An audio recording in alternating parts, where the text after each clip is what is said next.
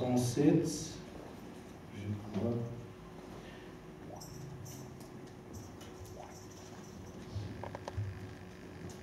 Genèse chapitre 37,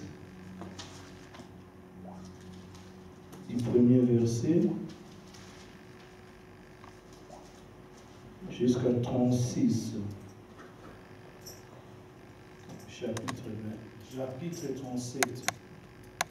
Moi j'ai vu. 36. Chapitre 9.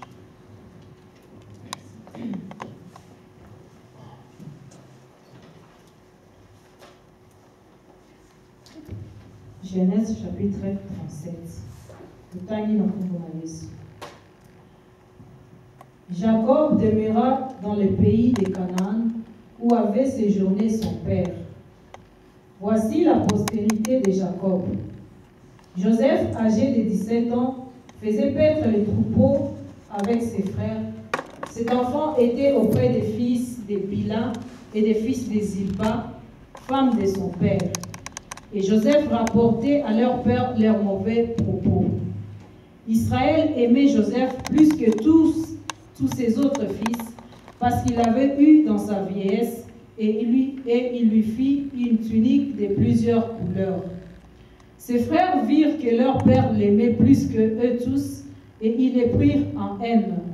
Ils ne pouvaient lui parler avec amitié. Joseph eut un songe et il le raconta à ses frères qui les haïrent encore davantage. Il leur dit, « Écoutez donc ce songe que j'ai eu. Nous étions alliés des gerbes au milieu des champs, et voici ma gerbe s'éleva et se tint debout, et vos gerbes l'entourèrent et se prosternèrent devant elle. » Ses frères lui dirent, « Est-ce que tu régneras sur nous? Est-ce que tu nous gouverneras? » Et ils les haïrent encore davantage à cause de ses songes et à cause de ses paroles. Il eut encore un autre songe et il le raconta à ses frères. Il dit, « J'ai eu un songe et voici le soleil, la lune et 11 étoiles se prosternaient devant moi. » Il le raconta à son père et à ses frères. Son père les réprimanda et lui dit, « Que signifie ce songe que tu as eu? Faut-il que nous venions, moi, ta mère et tes frères, nous prosterner en terre devant toi? » Ses frères eurent de l'envie contre lui, mais son père garda les souvenirs de ces choses. Les frères de Joseph étaient allés à Sichem pour faire paître les troupeaux de leur père. Israël dit à Joseph, « Tes frères ne font-ils pas paître les troupeaux à Sichem? Viens, je vais t'envoyer vers eux. » Et il répondit, « Mais voici. » Israël lui dit, « Va, je t'ai pris, et voici tes frères sont en bonne santé, et si le troupeau est en bon état, et tu m'en rapporteras des nouvelles. » Il envoya ainsi de la vallée d'Hébron, et Joseph alla à Sichem. Un homme les rencontra comme il errait dans les champs. Il les questionna en disant, « Que cherches-tu? » Joseph répondit, « Je cherche mes frères. Dis-moi, je t'ai pris où ils font paître leurs troupeaux. » Et l'homme dit, « Ils sont partis d'ici, car je les ai entendus dire, allons à Dothan. » Joseph alla après ses frères et il les trouva à Dothan. Ils les virent de loin et avant qu'il fût près d'eux, ils complotèrent de les faire mourir. Ils se dirent l'un à l'autre, « Voici le faiseur des songes qui arrive. Venez maintenant, tuons-les et jetons-les dans une des citernes. Nous dirons qu'une bête féroce l'a dévoré et nous verrons ce que deviendront ces songes. » Ruben attendit cela et il les délivra de leurs mains. Il dit, « Ne lui ôtons pas la vie. » Ruben leur dit, « Ne répandez point le sang, jetez-les dans cette citerne qui est au désert et ne mettez pas la main sur lui. » Il avait le dessein de les délivrer de leurs mains pour les faire retourner vers son père. Lorsque Joseph fut arrivé auprès de ses frères, ils les dépouillèrent de sa tunique, de la tunique de plusieurs couleurs qu'il avait sur lui. Ils les prirent et les jetèrent dans la citerne. Cette citerne était vide, il n'y avait point d'eau. Ils s'assirent ensuite pour manger. Ayant levé les yeux, ils virent une caravane d'Ismaélites venant des Galates. Leurs chameaux étaient chargés d'aromates, de baumes et de myrrhe qu'ils transportaient en Égypte. Alors Juda dit à ses frères, « Que gagnerons-nous à tuer notre frère et à cacher son sang? Venez, vendons-le aux Ismaélites et ne mettons pas la main sur lui, car il est notre frère, notre chair. » Et ses frères l'écoutèrent. Au passage des marchands madianites, ils tirèrent et firent remonter Joseph hors de la citerne, et ils les vendirent pour 20 cycles d'argent aux Ismaélites qui l'amenèrent en Égypte. Ruben revint à la citerne, et voici, Joseph n'était plus dans la citerne. Il déchira ses vêtements, retourna vers ses frères et dit, « L'enfant n'y est plus, et moi, où irai-je » Ils prirent alors la tunique de Joseph, et ayant tué un bouc, ils plongèrent la tunique dans le sang. Ils envoyèrent à leur père la tunique de plusieurs couleurs, en lui faisant dire, « Voici ce que nous avons trouvé. Reconnais si c'est la tunique de ton fils ou non. » Jacob la reconnut et dit, « C'est la tunique de mon fils. Une bête féroce l'a dévoré. Joseph a été mis en pièces. » Et il déchira ses vêtements, il mit un sac sur ses reins, et il porta longtemps le deuil de son fils. Tous ses fils et toutes ses filles vinrent pour les consoler, mais il ne voulut recevoir aucune consolation. Il disait, « C'est en pleurant que je descendrai vers mon fils au séjour des morts. » Et il pleurait son fils. Les Madianites les vendirent en Égypte à Potiphar, officier de Pharaon, chef des gardes. Amen. Amen. Alléluia. Amen. Alléluia. Amen. Que le Saint dise Amen. Amen. Oui, bien-aimé, tu reçois vraiment temps. Les lois, c'est seulement introduction.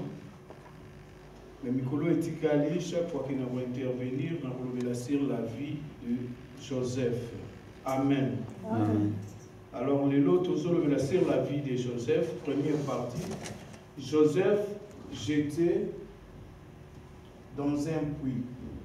Amen. Amen. Joseph, maman Naye, Rachel et son père Jacob. Abotamaki, la famille a 12 fils et une sœur. Sœur Naye Zalaki Dina. Alléluia. Mais la Bible est ici, pour que nous musiques, la Bible est ici, na ransi to songa pe la libala ya mama na ye.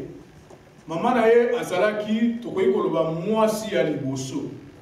Alors papa naye tango alingaki Jacob ayebisi papa ya Rachel que na ko travailler 7 ans pour na Jacob et pour na Rachel.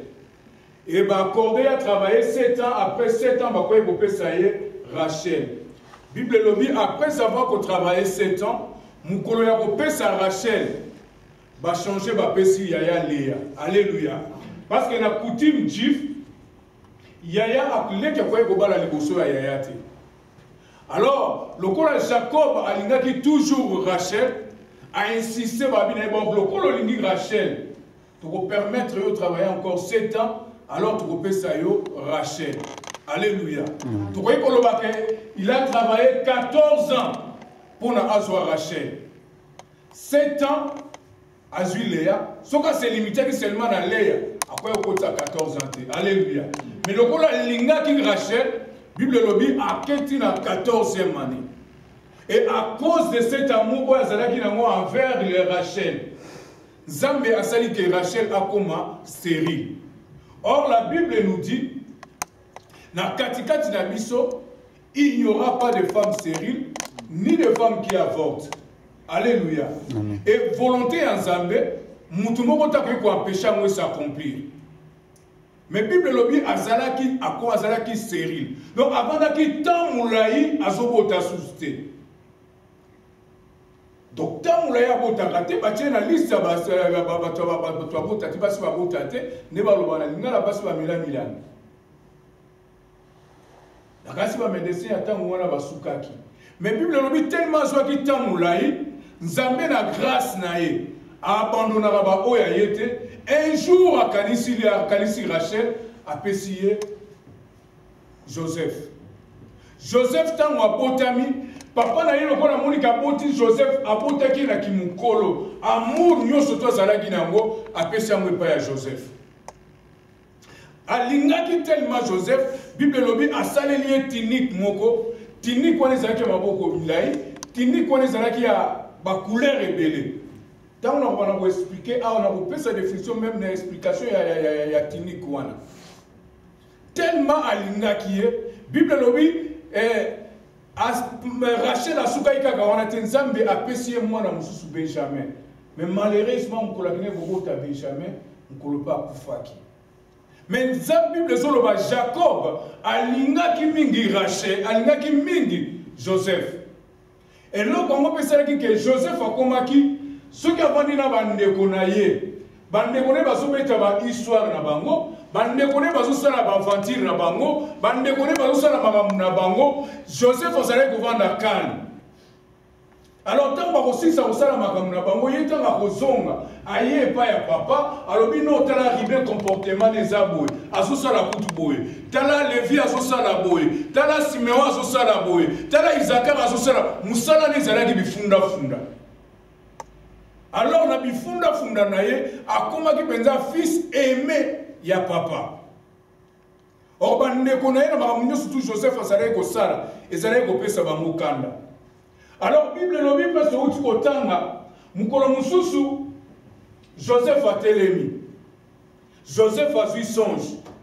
A vu ndoto aye ko ebisa bande konaye. Abi maintenant na ndoto na loti, tozalaki quelque part tozokanga matiti bashora tubana osakana ombiki tant soyeba na mike na Kinshasa bokangi ba matiti mais biso osala moliti bozo sakana utili muninga ba mutambo suso bolingo beta ba le terrain matiti etondaki alors bozu botondi bokangi kanso mutayemba matutani akwe alors ba okanga ba matiti abi bino nyo tutokangi ya biso nyo sotu mais yange zalaki ya kotelema oya bino nyo sotu et Gumba Melaki Yangai. Bandekone babi mais frère Troken de Tisuka wapi. Et pas ils songi bilobela. Et pas ils peuvent wani sukoloba que comme sous na bandoto yo muto bandoto. Que biso donc na noto na auto interprétango na noto na biso il faut te adorer. Ninge Bible lobi to ya ko se prosterner devant toi. A quel moment ça papa na bango na premier songe amona kango eza révélation moka bien. Après quelques temps Bible lobi sur Joseph aye sobi mais non na suis deuxième ndoto. Papa vandi abandi goyoka ndoto ngo susuni na loti bétoile na loti non d'abord abandi na loti moi ligne na bétoile 12 étoiles baso kumba bilanga mais papa na lobi mais le temps que solo bande mwana lobi soleil le soleil ezangai ligne maman na yo parce que Jacob azalaki polygame maman na ye déjà ya Joseph sakufaki alors maman azalaki na ba travailleur ba pesa qui est oyo bayaki kosunge na kati ya libala Joseph Jacob akomisaki bango basi na ye nalobi te ke polygamie eza autorisé alléluia okende koloba te ko non lokola ngai azokende kobala Diane afo bapesa ngai mpe domestique moko to mwa mosala moko komse na kobanda récupérer na ye te alléluia nabwakelanga motu libanga te nalobi kaka ndenge ezala alléluia mais si vous signer dans le monde, vous pouvez appeler ça les passes à la main. Nous avons ici, nous avons récupéré les passes à la main. Mais polygamie, bien aimé, est autorisée dans la parole de Dieu. Un enfant de Dieu, même si coutume est autorisée, bien aimé, mais la parole de Dieu est autorisée bisoter. Et souviens-toi, la parole de Dieu dit, les impudiques n'hériteront pas le royaume des cieux. Si vous allez polygame, yebara ke oza mutu na eko Donc ceux qui ont bénéficié du royaume des cieux, n'ayez pas que n'a pas que kobana basi mi balé te. Alléluia. Et conseil gratuit après-midi à l'élo, biso batoso ka parole l'élo. Et ça la ndenge na biso to marché na ekobo tout ça la toujours batuya basi moi si moko mubali moko. Et Bible lobby Jacob a zaki na basi ebele. Alors tant bazo pesa alobi Ling, papa na ya tela bidon ngana basi na ngai na bana na ngaba frère na ngai nyo surtout tu ya kukumba meno Joseph comme exagérer peut Joseph na nga papa na yo donc ngasi ko ngapi na fuko meno na basi na ngai mais Bible lobby c'est qui est vrai papa na ya soit qui ba makambo na nyo surtout aza obomba alléluia alors mukolo mususu bana bakei na vie na bango normal ba ko sala bilanga na vie na bango normal ba ko boko la bibwele ba ke ko lesa bibwele alors batindi Joseph amemela bande ko biloko ko koma ki bande ko abi bon totala bando tu na yesu ko kisama to bomaye alléluia mais tant bazolinga ba bomaye bien aimé voilà pourquoi frère la lingna e biso lelo la mission sur destinée n'a besoin de dépendre de la route. Au commissaire de la destinée. Voilà pourquoi on vient moutouté. Oyo nzamba loba pona ngai. Okoyi ko sala no jeune il y a 2 ans. Iko maneti ngati. Alléluia. Alléluia. Na koyi ko sala jeune il y a 10 ans. Jamais na ko maneti yo. Oyo ya yo ekotika na ya yo.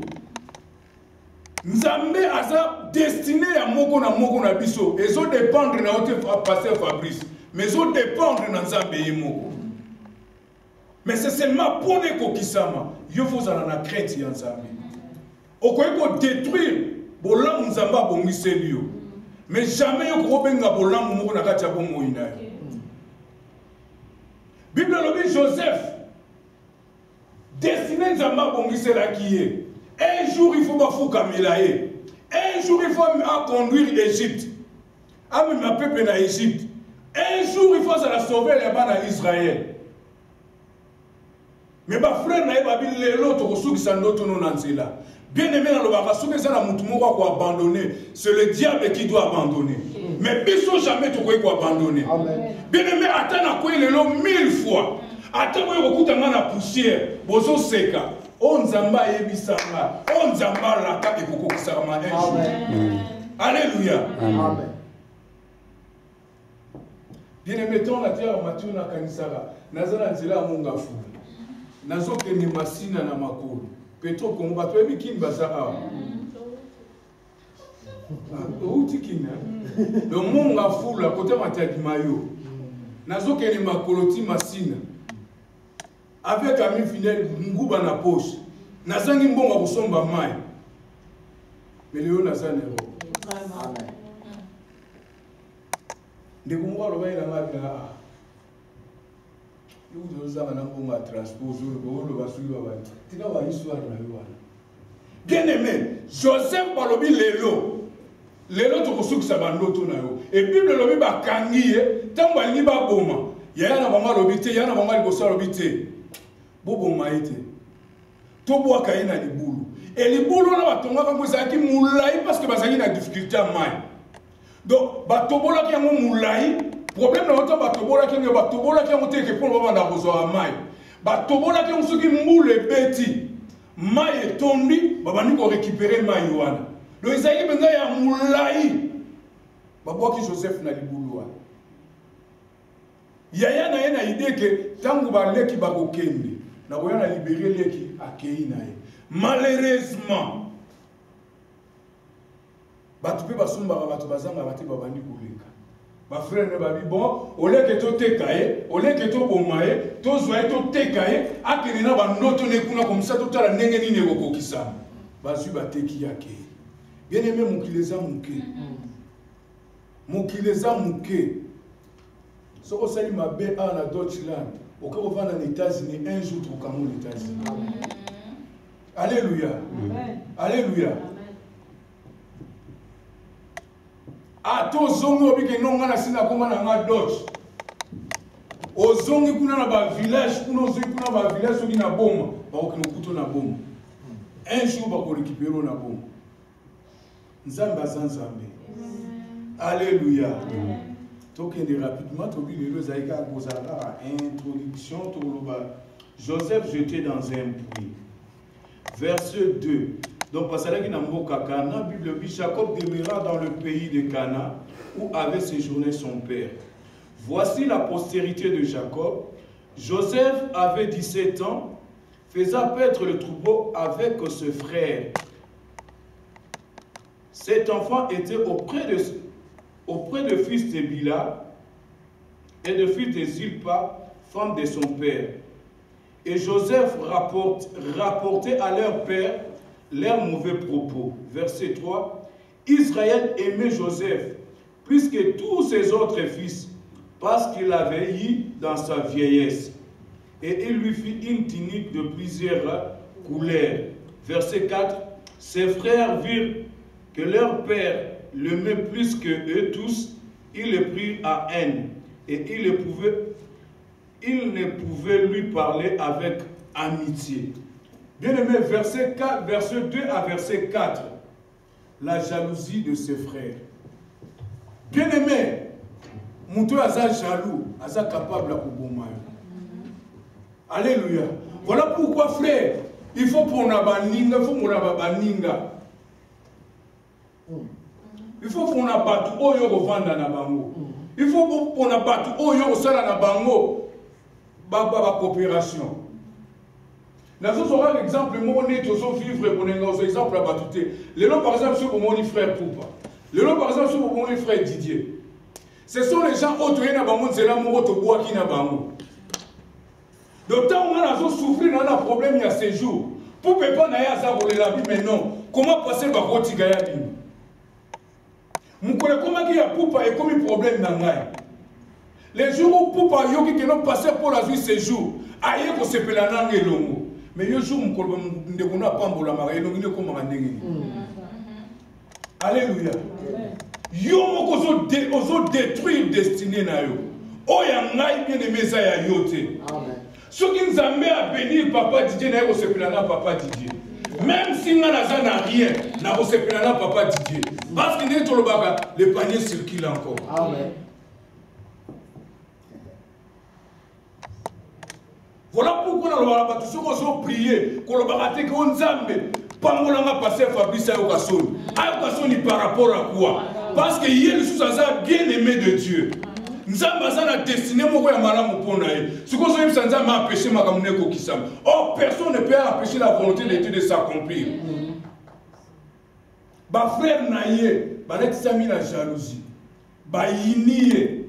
Parce que papa l'yémi. Et ça problème il y a papa on a un problème na bino te sera ko yinaye abayini bino alingiye bino fo linga frère na bino est-ce que linga ba frère na yo et les autres côté na si to comme na problème to comme même na problème frère parce que yo comme na bosu ba frère no ba ko mabe souviens-toi frère bo bana bola lesika mona ba frère na yo bana bola lesika mona ba sœur na yo otika ko suba no kite wa bana ko subela bango ba ki ba sorcier te lelo ba ko ba sorcier. Alléluia. Amen. Alléluia. Amen. Oh, bozo ba. Amen. On a tika ko suba soki na ba 12 ans. Amen. Et le lot là que nous le parce que celui n'a pas eu passer dans le papa Ifaka et nani papa désiré baza ba sorcier. Tant qu'on a ba na suba la bango ba kanga sorcier te le nom na kanga bango ba sorcier. Or, on a coutume de voir le son de sous-beza signé qui nous dit. Et ça faux. Ce qui moi na sakana mingi aza mubulu asuba rapé a rotika masuba no quitter. C'est ça le principe. Zora moi na no sakana c'est toute la journée na buto a suba. Et verset 2 à 4. Yopé Joseph songi otikate. Alléluia. Et là on se m'a dit jalousie parce qu'azala qui mutabilobela. Bien aimé dans le Seigneur. Papa, que Dieu te bénisse, mais la voyez monsieur le Romogo. Oui, pourquoi l'église n'a pas collaté? Ils ont collaté. Tout ça, partage n'a pas payé, tu peux pas frère et tout. Tout le monde a battu une chose à la centre. Parce que c'est intété. Ok. Parce que c'est intété. Ah, ce que tu vivre dans le désordre de tout le bas. Tu as les mélanges. Ça va continuer ça, mais tu as les mélanges. Mais place où tu as caressé les soums, tu as dit que tu as dit. Quelle est l'église où tout le monde o alobaki, o asalaki, papa didi asalaki do, ngabu nazana ngaba passer na monte chaque jour nzamba sala batonga ka ngai. Nazana ngaba passer l'église na bangote. Ata bubondeli ngala kini na okeni kunati. Alléluia. Alléluia. Bilobe la bien-aimé. So ça la problème na frère na yo, ko sepeli na mote. Problème dans la salle, surtout dans la ville à Munich, parce que si vous n'avez pas pasteur Paul, vous avez vu Sylvie, vous avez vu pasteur Paul. Dieu n'a pas dit que mais vous avez vu c'est Sylvie. Dieu n'a pas dit que vous avez vu la masternet. Vous avez vu et puis vous avez vu ça. Vous avez vu ça. Si vous avez vu ça, si vous avez vu ça, problème dans les gens. Alors, tellement la vérité trop, alors, tu vas dire, bon, le roi a mon réel qui va y au frère. Ah, Joseph, tu es Alléluia. Alléluia. Bien-aimé, songi. Joseph, il a fait pour mieux songi. Et là, il a empêché. Il a ensemble songi. Et heureusement, nous avons diable. Ce qui nous a dit diable n'est destiné à Joseph et Kokissa Marate. Ma frère n'est pas bon. Bien aimé, ce que mon moutou a koufi lelo, moutou a autorisé à moutou a koufa, et ça va banzambe. Ce qui nous a permettre de koufate. Na plein à diable a autorisé que Joseph a koufa. Mais Nzambe le roi avec un nom, Atazam moutou a l'okuta, Azam moutou a bilobela, n'a pardonné à Okoma Nasuka. Toujours dans la partie où la Bible lobby, parce qu'il était aimé de son père, amour au papa naï. Et puis, et l'autre on joue ce beau maquillé, cette dînique là. Vous savez bien aimé, et pas la biso, même à la poto, bilamé ça a la signification. Alléluia. Et pas par rapport à ça, que sur la latine Zambala, il y a 3 pièces, aux amoutalokun. Nenge moko pepa ya barab teni oya bandai kolata wana ezalaki teni moko ezalaki réservé na ba bana liboso na ba aîné. Donc cette tenue là ezalaki ya yete teni wana normalement il fallait ribende mutalata. Alléluia. Mais curieusement parmi bato ba épargnant qui est riben na kati teni wana eza teni o ba pesa na chef. Donc papa n'a pas dit héritage à papa et qu'il n'est pas à moi non. Donc tout est allié à y. Yango et Mima qui aime. Voilà pourquoi frère, pour la place au yo pour qui gozala. Même par révélation bien aimée, aux yeux songe pour l'obélamon moutinho sur tout. Moutinho sur l'obélaé pour constater qu'à ce pays n'a pas dit bon monga. Versets 5 à 11, le 2 songes de Jacob. Premier songe, Bible Lobin Abisso, verset 5. Joseph eut un songe et il le raconta à ses frères et ils haïrent encore davantage. Il leur dit, écoutez donc ces songes que j'ai eus. Nous étions alliés des gerbes au milieu de champs et voici ma gerbe se leva et se tint debout. Et vos gerbes l'entourèrent et se prosternèrent devant elle. Alléluia. Premier noto na bien aimé, abandi pour expliquer bangabito ça ko kanga ba matiti. Alors ba matiti na binonyo surtout et entouré nga pe et adoré nga et kumba melinga. Bien aimé, ndoto wana ya mone mtebana ki sous place ya ba problème ya makasi. Or tant ya zo pesa ndoto wana maman na yazaki déjà ya kokufa. Maman na zalaki ya kokufa tala problème pas sozoluka. ozana leki, ozana leki moko ya mokie, alors ozo décide lobi que non, baboya bubumba mila. Frère na lina biso seulement. Plan ya Nzambe, o Nzamba sala pour na yo. Loba que yo boya. Et puis ndenge toza ah frère. Voilà pourquoi Bible lobby, si vous écoutez sa voix, n'endoucissez pas vos cœurs. Tant aux yeux comme mon Nzambe frère, toi endoucis cœur na bisoté. Nzambe so azo récupérer, azo récupérer. Aux autres tu as tête dire Nzamba capable à vous. Nzambe so azo récupérer yo. Et que yo oni pesi na eloko moko boy. Tantôt na musala na yo, Nzamba ko bebisa musala no pas récupérer. Alléluia. Alléluia. Faut to yeba vraiment Nzambe bien. Si vous avez Nzambe bien, vous avez un problème. Et la Bible, dans le deuxième songe, il y a un mot que non, Joseph. Dans le deuxième songe, il y a un mot que Joseph a moni na papa naïe. Parmi les baza bokumba milena maman naïe. Bien aimé, notre n'a pas insisté. L'église est en dans notre côté. Parce que notre est en trois sources. Source ya liboso, eza source divine et utake pa ya Nzambe. Source ya mibale, eza source diabolique et utake pa ya diable. Troisième source eza yo moko. Soko le otondi, tango olala kolota pe tanto zolia oloti bandoto mususu. Et notre nyo sutu balota ka zolia eza teke bazole soki ndoki. Alléluia. Soko zolo to bazole so biloko bikolo ba bazole ça qui nous quitter. Tala na liboso la lolia quitter. To ozalaki na nzala. Tellement za na nzala so décider moko na kozwa mbongo. La bolia bena ndakala. Moko na kozwa mbongo. Na kolambisa bena pondu.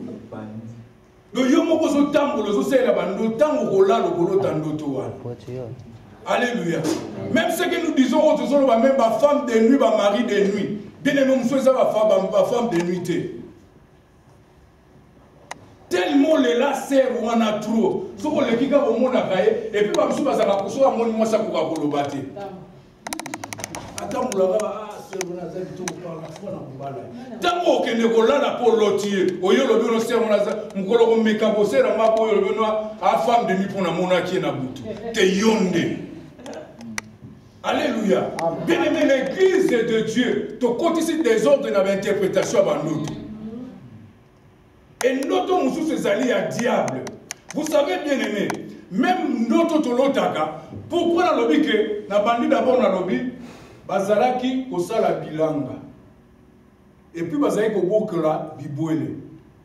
Nzambe a utilisé la oeza l'entourage na yo pour appeler son auto comprendre. Alléluia. Parce que Nzambe soka linga lobela neti par exemple, alinga lobela papa Didier. Papa Didier est passé pour la zamu tuna Nzambe mutu amala. Nzamba kola kisi soka linga pambola papa Didier. Alors ça laisse papa Didier ala la mwina zo pesa ye ba héros ebele. Papa Didier ola mukana tongo te ya ki passé pour pesa ngabero. Nzamba linga ebiseka ka kino nga Nzambe. Lokolo mutu ayo ko ya kaza mutu na Nzambe. Mutuana alors ngai na kopeso mbongo akoyi kolala soka lotaka kali ayebi ke na mokili ayebi ke ngana zalaka mutu mabe musala na ngana bongaka bato akoyi kolala pe aloti nazofina ye kingo me naza société Nzambe alingi koyebisa seulement yebakaki mikolo oyo okozala na kati tokanga bato ebele bandoki baza bandoki te. Tu gagnes pas la moua ni kemi balé na église. Na ba tant on va dire na ba âge ba dépressé na délice. Et là ba comment maman faut pas ba âge mo na bino. Donc ce qui papa na mulu ba so a interpréter ka mo mabe ni la demande. Tozo bana église na kasavubu na sayo. Ngam na bana boya ko sala intercession. Ce qui n'est na koti na kombisa l'intercession. Papa n'a pas la mi-balé, il y a les bosses qui a moi si Marlis, il y a mi-balé comme ce Dieu de ce qui n'y a pas sa soukombonaï. Ban amitié. bana ba ko comprendre que ceux na prier na 6 na ko somba mikate na ena kokana meli. Alors bana ngo bandi ko linga ngai. Ceux na ena kombi ba bandi ko elenga na kombi, tant on a prié ba on prier ba on va vendre na porte. Ceux na 6 na sombi mikate to lenga ba. Alors tant to bandi église ba bandi pe ko prier na biso. Alors l'église n'est pas avec compréhension. Frère, on a moi signé na bana, balongwe. Babana la lupang église mais qui ne prier pas moussous. Mugomso balali na butu. Moi na mubala zoloba. Do balali papa la mugai ba moi na ah. Ya JP. Ah. Ya JP yo zo tumola nga ya JP. Ah. Na rolanda na nga yo te ah. Ya JP. Kasi pesa ngango, pesa nga mikatan, pesa nga. Papa la musi mama. Abi yoka. Ah, ya JP. Ah. Kasi pesa nga mikatan. Ah. Just goes okay now. Frère Abi Toulal, balal. Frère moi ça va compliqué. Na tongo mutali ko sa ko ta na pa l'église. Ngai. O lo bani. Aïe, vous ça va mais tant on a côté, Azalaki na niveau moko très bas spirituellement. Biso no suna kati église, ti le so bi papa José incrédule moi ko sakanate. Tant on a côté gaba, abina frère JP. Moi na mba na zo bosa la kombona, abina Marlise nanani. Baba nanani. So oye ngala balo sukola ba on tiki ba na porte.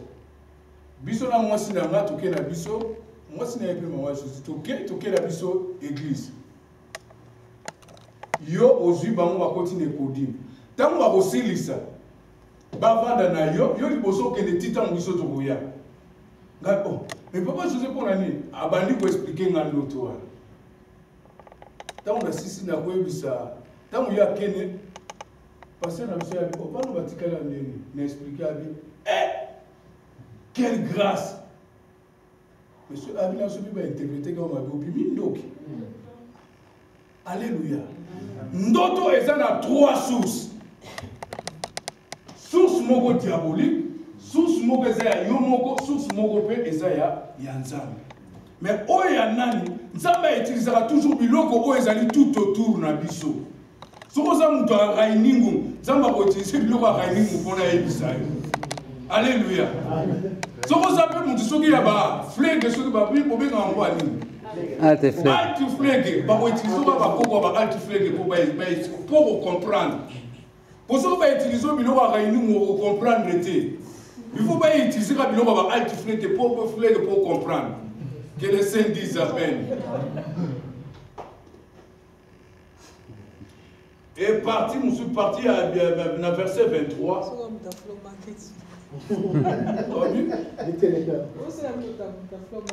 Va utiliser la messa fromage pour le au moins la messa 11 et ce qu'on m'a mis la messa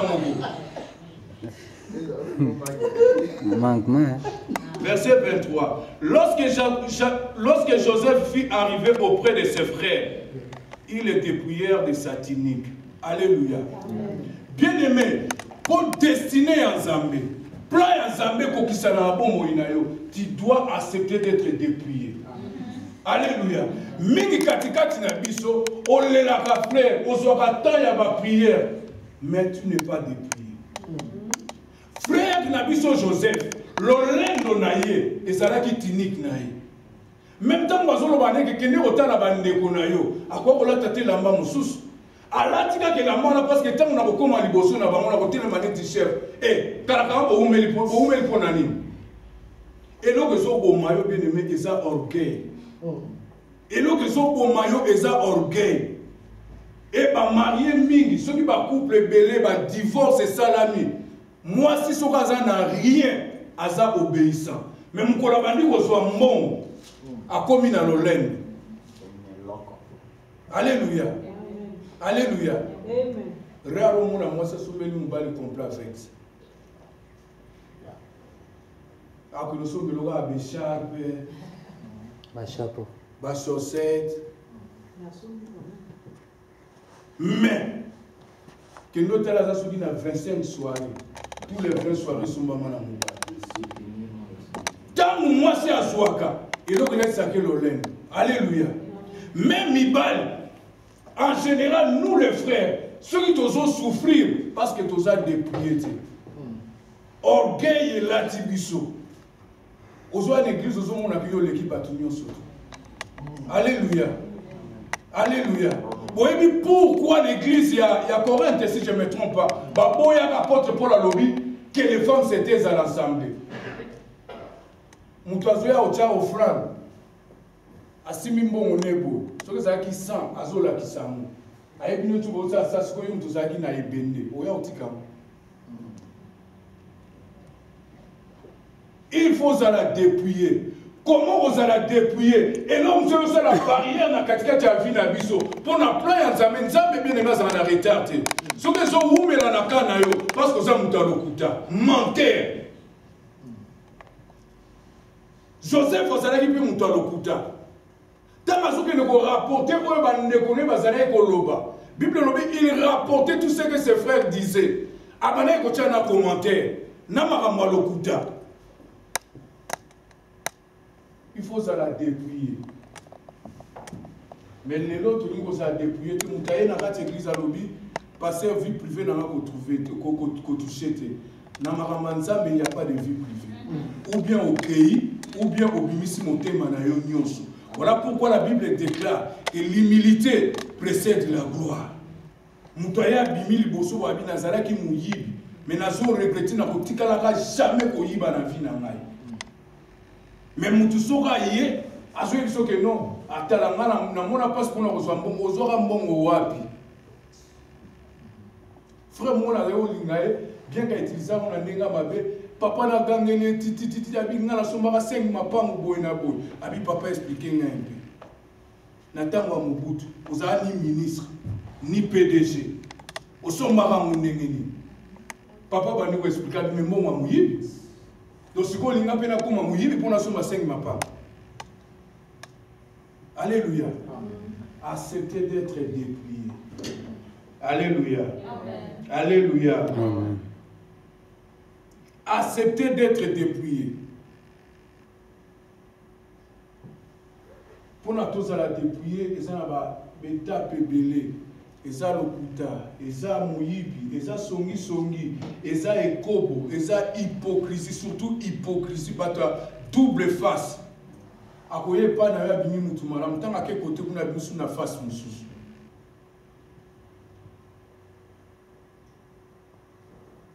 Alléluia. Verset 24. Jacob jeté dans la pluie, dans un puits. Bien-aimé, Jacob et Joseph, tant que bois qui est dans katikati ya puits. Pour naïe, je crois, interprétation de notre songe naïe et koufaki. Alléluia. D'abord, tant que ne connaît pas kangiye, tant que nous n'avons pas bétaillé. Problème na yebo so kwa kolobela bango bobozo ata tinique na ngai botika ntango sisa ko betanga bongo botika ngaba amoni penaka bazwi tinique ango ba pasoli tango ba pasola ki tinique a comprendre ce que ko imara mu sérieux parce que ayebi ke ba kwa kolongola tinique ba betinga tango ko ne pas ya papa ba lobi ke azo kosa to beta ki était mais ce que tango ba pasoli pas tinique abi ke non na kozonga souté. Et Bible lobby bazuye siko ba bois qui na libulu. Pour naïe histoire naïe et silaki. Bien aimé tant vous allez un problème. Tant vous allez un problème. Solution na yo qui na besoin wapi. Prière na yo za la ndengeni. Mais trop tard la prière moko na lamentation. Lamentation 3 chapitre 3 verset 59. Et puis on a besoin d'un peu d'activité à Ozoango.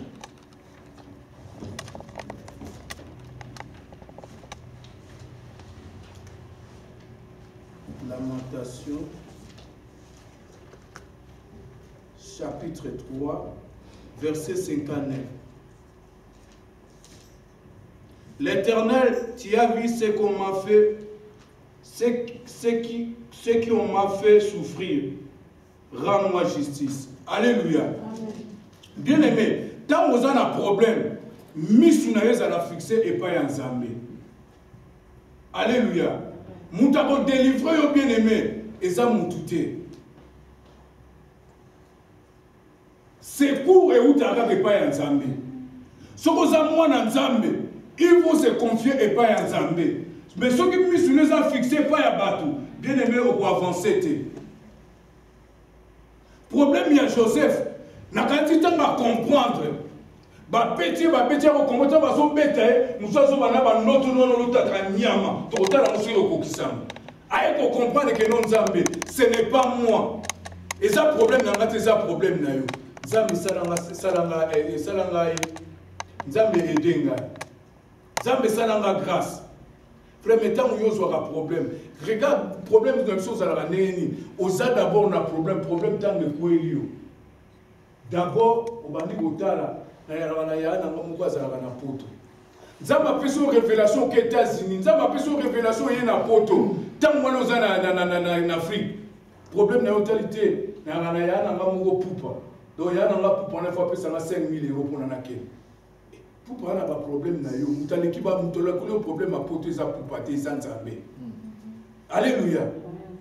Akoyi ko sala seulement kana, Nzamba akoyi ko sala soki za zela ezala nzela na ye, Nzamba ko sala bénir ye financièrement, afungoli motema na ye pe abengisi. Tant problème yaka, misu na yo etalaka epa ya nani. Alléluia. Amen. Misu na yo etalaka epai ya nani.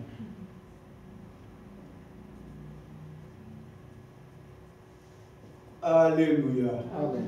Tu vois que les lots, tu sors seulement l'introduction, mais tu vois que kota kota na mona na kati. Ma vitangela biso Jérémie 23 verset 6. En attendant tout le gâteau conclure. 23, 6. Jérémie 23, 6. Jérémie chapitre 23, 6e verset. En son temps, Juda sera sauvé, Israël aura la sécurité dans sa demeure, et voici le nom dont on l'appellera l'Éternel notre justice. Amen. Amen. Amen. Bien-aimé, Nathan favorable, Nathan Oekokisami, n'a pas preuve.